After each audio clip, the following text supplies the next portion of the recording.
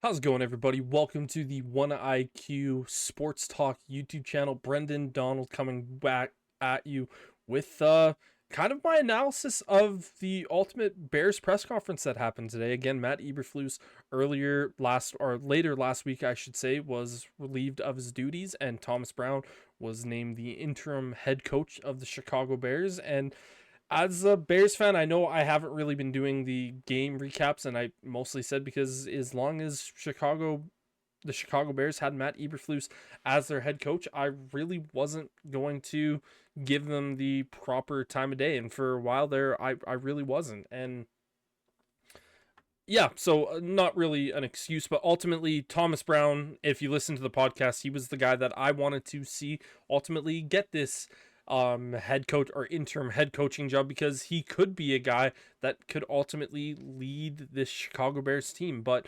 ultimately, one of the things that I do want to chat about is this press conference coming into today was going to be extremely important and interesting to watch for the future of this team. And I think when you listen to Ryan Poles and Kevin Warren before they started, answering questions, they started out by saying a lot of the things that you would expect them to say. Oh, we're gonna do better. We pride ourselves on this and that and all the other things and blah blah blah blah blah. They gave a lot of, I'm not going to say verbal diarrhea because the things that they were saying are the right things to say, because if they didn't particularly say the things that they ultimately said, you would have a lot more concerns. But it was when they started answering questions from the public that I thought was the most important thing. And there was some positives, there was some negatives. Again, for myself, I think Ryan Poles was put into a really tough position. If you were to be able to ask Ryan Poles completely unfiltered, I think we would have had a much different feel from this. And as the team perspective, and from someone who's in the media, and I know how much us media people want to get basically these straightforward answers, just tell us exactly what you want to feel, but we also know at the same point that these guys still have a job to do, and they have to keep it professional and try to deliver the message the right way. And I think Ryan Poles, for the most part, delivered the message the right way. Again, from the takeaways that I ultimately saw from that press conference was that Ryan Poles is still the general manager, and he's going to be. I still think that is the right move because I still think Ryan Poles is a good general manager. He's built a good team. The only real big negative that he has on his resume at the moment as being the Bears GM is keeping Matt Eberflus last year. I think that's more organizationally wise, as like the McCaskey's not allowing him to move on, but regardless, that is all here and now. Or doesn't matter anymore. It really doesn't matter anymore because Matt Eberflus is gone now. Listening to that, they basically said they're going to work hand in hand. This is Kevin Warren and Ryan Poles saying we will work together at finding the right head coach. And I do think that Ryan Poles in this scenario will likely get it right. And I do say that as someone who has a lot of hope, a hopium, I should say, in this matter of going, I hope they get this right because I don't know how they could possibly screw this up again, but it's the Chicago Bears, so they somehow likely will. But I'm not going to allow my Bears cynicism to creep in. Yeah, again, some of the things that they said, I think they might have said some things that maybe weren't necessarily fully correct. Again, oh, we try to treat people in the building the right way. I don't necessarily think the players have been necessarily treated the right way. And the one thing with Matty Eberflus, again, you put him out there for a press conference on Friday morning, and then 2 hours later he was fired. I don't necessarily think that's handling it the right way. Obviously, they were asked about that, and they said, you know what, we hadn't figured out a final decision. I ultimately think that if you're still trying to discuss that, you schedule that press conference for Matt Eberflus later in the day to ultimately not have that one go out like that, and the league is kind of scrutinizing you guys for that one. And to Ryan Poles and Kevin Warren's credit, they did admit that that needed to be handled better, but they also wanted to make sure that, for instance, Matt Eberflus wasn't finding out that he lost his job via Twitter or ESPN before he found out from the actual people that were going to be releasing him from his duties. So I will give them credit for that. The GM and the president, again, Ryan Poles, Kevin Warren, that part of the press conference, a lot of word salad. They're just tossing stuff out there, and it's hard to feel one way or the other about it. I don't feel frustrated with what I heard from them, but I don't also feel completely satisfied with what I heard from either of those guys. It was just kind of one of those shrug the shoulders and go, all right, your actions are going to speak louder than your words here. The biggest thing that I wanted to hear from this press conference was Thomas Brown. And we did get to hear from Thomas Brown, and man, that dude is impressive. He was unbelievably impressive in this press conference.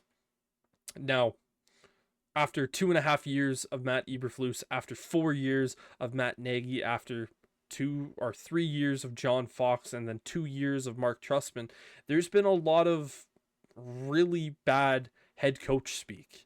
With Matt Nagy the last year particularly, where it was bad, and but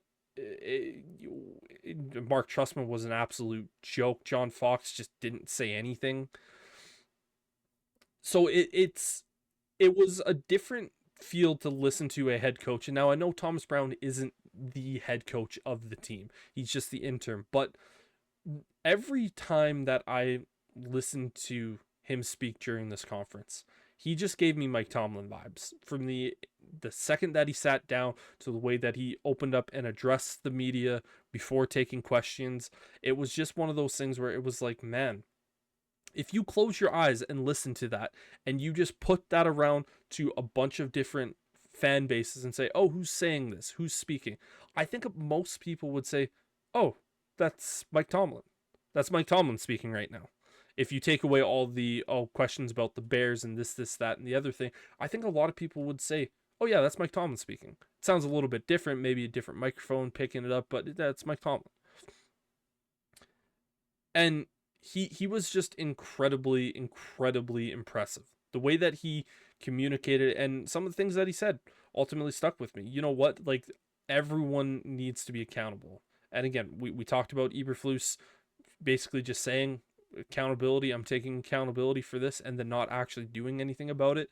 He seems like he's going to allow everyone, or he's going to hold everyone to a very, very high standard, which, again, this is one of the things that the Bears ultimately talked about, saying they want to hire a coach who's going to have a high standard.